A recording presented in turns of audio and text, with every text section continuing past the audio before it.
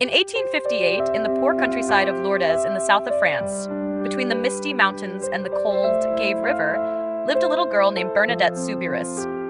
She was only 14 years old, thin, often sick, and could not read or write.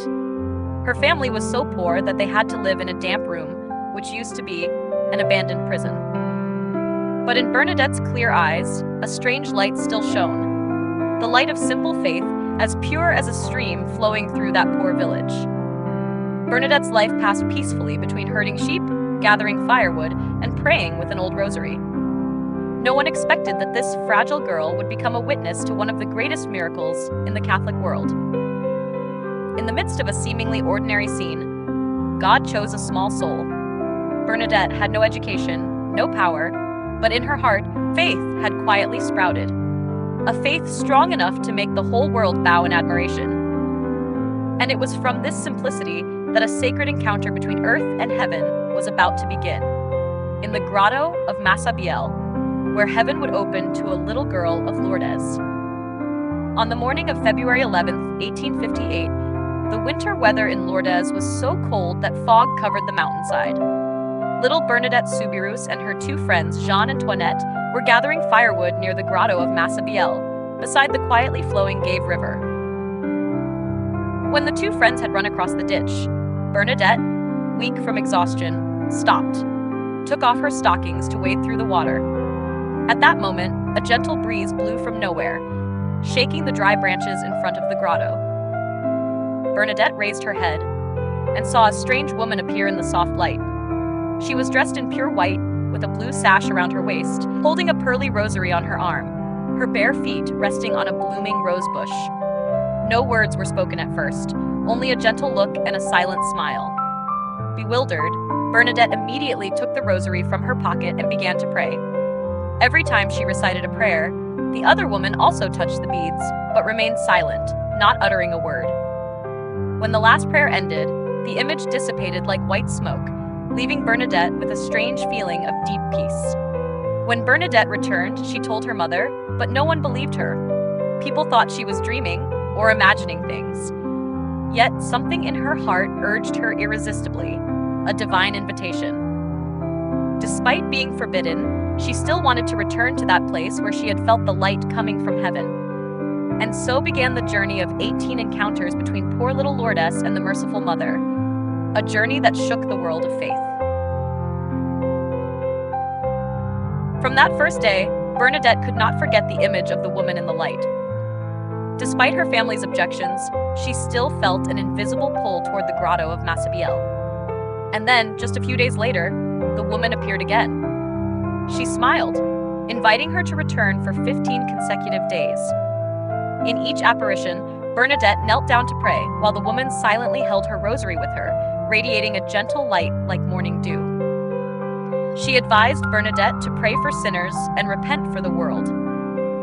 No words of reproach, no lofty teachings, just gentle messages, but they made the 14-year-old girl's heart tremble with indescribable peace.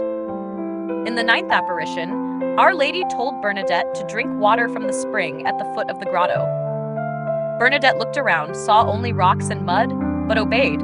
She dug her hand into the ground, and miraculously, a spring of clear water began to ooze out, then flowed in a stream. That was the spring of Lourdes later on, the spring that was believed to bring healing. On another occasion, Our Lady told Bernadette, "Tell the priest, I want a chapel built here." Bernadette obeyed, but her words were laughed at, considered delusional. However, the light within her did not go out. Our Lady finally declared herself Immaculate Conception, which she could not have invented, that since the Church had only proclaimed this dogma a few years earlier. 18 encounters, no human words could describe it. For Bernadette, it was a dialogue between earth and heaven, where human innocence touched God's mercy.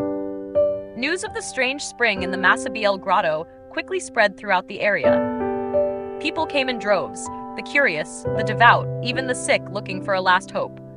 At first, it was just a small, murky puddle, but each day, the spring flowed stronger, crystal clear.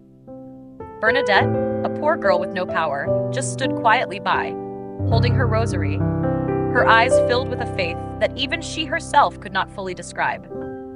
Then, strange things began to happen. A woman with a paralyzed leg stepped into the water, and when she came out, she could walk again.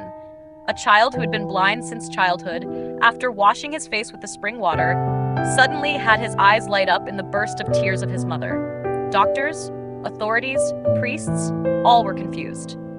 No one could explain it scientifically. But hundreds, then thousands of people began to believe that God had touched this earth. The church launched an investigation that lasted for many years. Each case of healing was carefully verified and recorded in detail, not to prove, but to protect the truth of the faith. To date, more than 70 miracles have been officially recognized, but pilgrims around the world believe the real number is many times greater. The Grotto of Massabielle has now become the shrine of Our Lady of Lourdes, where millions of people come every year to pray and bathe in the spring. Not only to ask for healing, but to regain lost faith. Faith that in the midst of a world of suffering, there is still a pure stream of mercy flowing. After the apparitions, Bernadette Soubirous suddenly became the center of attention. From a poor girl in Lourdes, she was surrounded by curiosity, doubt, and admiration. Many believed she was chosen by God, but others thought it was just the imagination of a superstitious child. The authorities and priests constantly questioned and challenged her, forcing her to recount each apparition in detail, hoping to find some sign of error. But Bernadette never changed her words. Even though she was questioned hundreds of times, she still simply replied, "I was not told to convince anyone. I was only told to tell the truth." When the church recognized the miracle of Lourdes, Bernadette quietly left her hometown and joined the Sisters of Charity of Nevers. There, she lived quietly, caring for the sick and praying every day. The tuberculosis caused her pain, but she never complained. In her diary, she wrote, "My mission is to suffer in silence and love." On April 16, 1879, Bernadette breathed her last breath at the age of 35. When her body was exhumed for canonization, her body was found intact, her skin soft as if she were sleeping, a miracle that stunned many. Today, the St. Gildard Convent in Nevers still keeps Bernadette's body in a glass case as a living testimony to her humility and faith. Her life is proof that spiritual truth does not need noise, only a pure soul through which God can be revealed. The story of St. Bernadette Soubirous is not only a miracle that happened in the cave of Massabielle, but also a miracle of faith and humility. In a noisy world of reason and doubt, God chose a poor, uneducated girl to send a message of mercy to humanity. The miracle of Lourdes is not only in the healing spring, but also in Bernadette's heart, where faith sprouted in the midst of poverty and pain. She did not argue to prove, did not seek fame or recognition, but lived with complete faith in what she saw and was called to do. It was this simplicity that made her the chosen one among many. Our Lady did not bring a noisy miracle, but only said, "Pray, repent, and believe." Those simple words through Bernadette have spread throughout the world, making Lourdes a symbol of hope, where millions of people come not only to seek healing, but also to heal their souls. More than a century has passed. The image of the little girl kneeling in the soft light of the nativity scene still moves people.